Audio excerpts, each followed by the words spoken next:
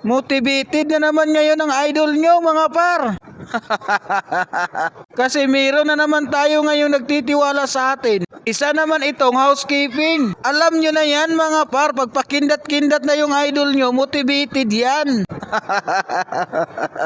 Napanood lang daw ni sir yung aking video, kaya sinubukan niyang magtanong sa akin at nag-message lang kagabi. Biniro ko nga si sir bakit siya nagtanong about sa business. Okay naman ang trabaho niya, housekeeping, maganda naman yan at minimum. Ang sabi niya sa akin, 13 years naman ako na nagtatrabaho sir Wala namang nagbabago sa buhay. Kaya gusto ko sana magkaroon ng additional income kung pwede. Gusto ko sanang alamin yan yung online business mo na napapanood ko sa Facebook page mo. Baka pwede ako dyan sir.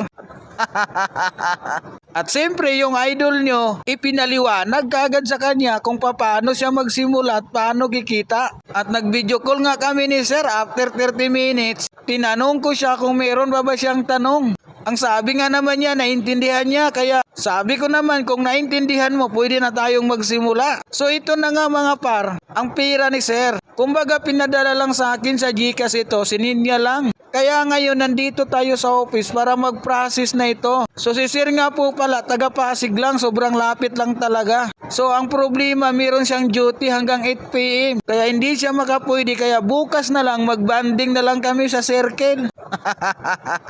Kung nakikita nyo sa ating video mga par, dahil Sabado ngayon, marami na namang tao ngayon sa office at marami talaga ngayon na mayroong transaksyon. Yan po ay yung mga taong nagtitiwala sa kanila or nagsisimula lang talaga. At siyempre, hindi naman yan magsisimula kung hindi nila naintindihan kung paano. O diba, nandito tayo ngayon sa may cashier area at mayroong mga taong nagsiselfie or nagvideo dito. Yan po yung kanilang transaction po. Baka isa ka rin sa makapanood ng ating video.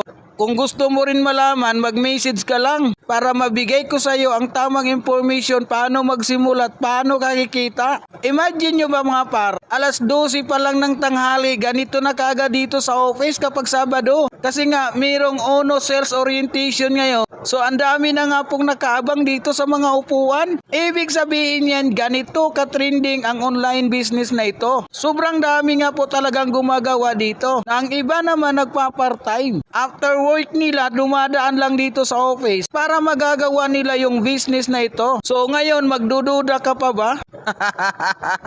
Itigil mo na yan yung pagdududa mo.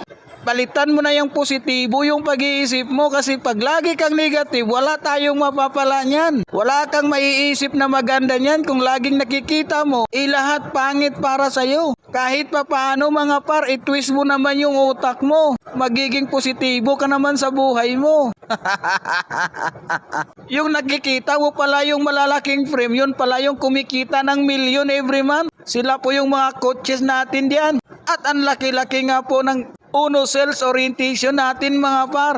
Napakadaming tao na nga dito gigil na makinig dito sa training O ikaw, gigil ka rin dyan bumanat sa comment pa. Grabe ka talaga par. Mindset ba? Mindset. Kaya kung napanood mo yung video ko at kung interesado ka, huwag kang magdalawang isip magtanong. Kasi wala namang bayad ang pagtatanong. Ang importante, nagkaroon ka ng tamang idea. Paano nga ba't paano kikita? Bakit maraming kumikita at maraming gumagawa dito? Let's go!